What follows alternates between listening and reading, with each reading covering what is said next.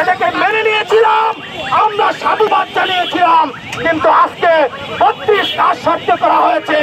এই হাসনাত একটা স্ট্যাটাস দিয়ে বলেছে 32 যুক্তিযুক্ত, তাই বলে এই আসিফ একটা 32-এর একটা স্ট্যাটাস দিয়েছে। আমার ছোট ভাই আসিফ, এই হাসনাত, এই সাজ্জিদ, তারা বলেছে, আর সেটাই আপনি বাস্তবায়ন করে দিলেন।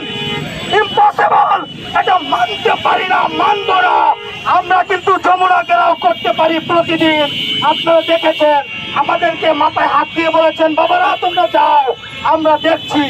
দেখতে দেখতে আজকে আমরা আবারও কেন রাস্তায় নামতে হচ্ছে? যদি আপনারা এই টাল বাহানাই করেন, বিগত স্বৈরাচারী সরকারের মতো যদি আচরণ শুরু করেন, তাহলে আবারও আমার ছাত্র ভাইদের, বিভিন্ন বিশ্ববিদ্যালয়ের ছাত্রদের, নেতৃত্বদের ডাক দিয়ে সারা বাংলাদেশে আবারও কিন্তু আমরা রাজপথে নেমে যাব। আমরা হুঁশিয়ার করে বলতে চাই, আমরা আপনাকে অনেক সহযোগিতা করেছি, সামনে আরো সহযোগিতা করতে চাই। আমরা এদেশের সংস্কার চাই। এদেশের যেখানে ভালো মন্দর বিচার নাই, সেখানে আপনি এসে সংস্কার করবেন, আমাদের জনগণের পক্ষে কথা বলবেন। সেজন্য আমাদেরকে যদি রাজপথে থাকতে হয়, আপনাকে টিকিয়ে রাখার জন্য আমরা সর্বসময় রাজপথে থেকে আপনার জন্য লড়াই করে যাব, যত অপশক্তি আছে তাদের বিরুদ্ধে। কিন্তু আমাদেরকে অন্ধকারে রেখে আপনারা পকেট ভারী করবেন, সেটা কিন্তু হতে দেবে না, সেটা হতে দেব না।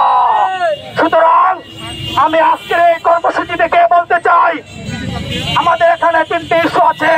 একটি হচ্ছে ভারতে ওয়াকফ বিল বাতিল করতে হবে।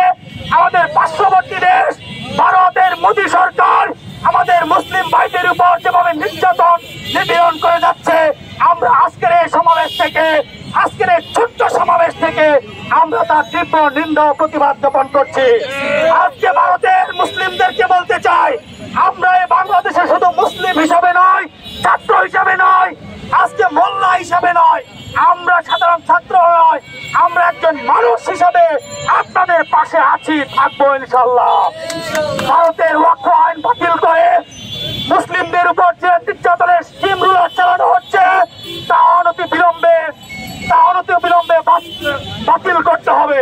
এবং তার পাশাপাশি বর্তমান সরকারকে বলতে চাই, ভারত মুসলিমদের উপর যে আগ্রাসন চালাচ্ছে, তার জন্য এই সরকার, বর্তমান সরকারকে আহ্বান করব, অবশ্যই সরকারিভাবে, রাষ্ট্রীয়ভাবে আপনারা তাদের প্রতিবাদ করুন, তাদের বিরুদ্ধে কথা বলুন, সরকারকে আপনারা জানাতে।